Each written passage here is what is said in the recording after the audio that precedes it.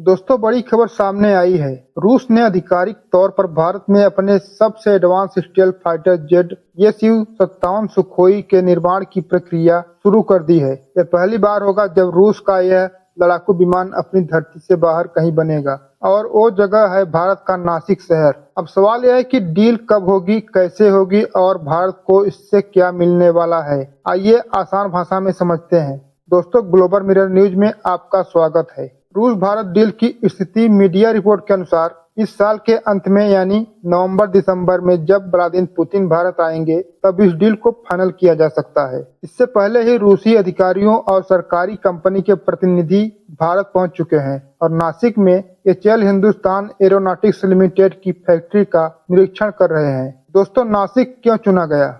आपको बता दें कि नासिक में पहले से ही रूस के Su-13 लड़ाकू विमान का निर्माण होता है। यहाँ प्रोडक्शन लाइन और टेक्निकल बेस पहले से मौजूद हैं। बस कुछ बदलाव और अपग्रेड करके Su-57 की मैन्युफैक्चरिंग भी यही संभव है। रूस की मुख्य तैयारी क्या है?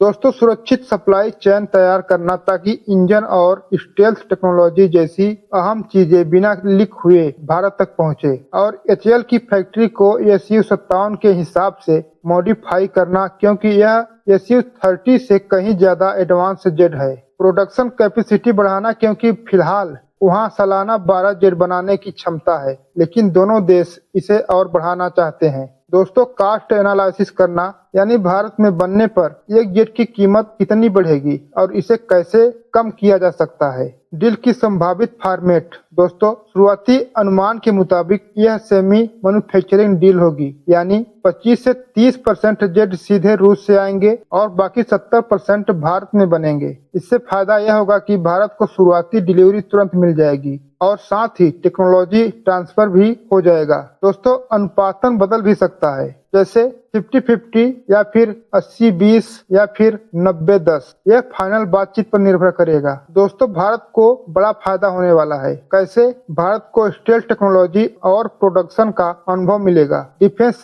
इंडस्ट्री को मजबूती मिलेगी, साथ ही घरेलू project AMCA advance media combat aircraft के लिए भी यह दमदार साबित होगा। दोस्तों, आपकी क्या राय है इस मुद्दे पर? कमेंट में जरूर लिखें। जय हिंद, जय भारत।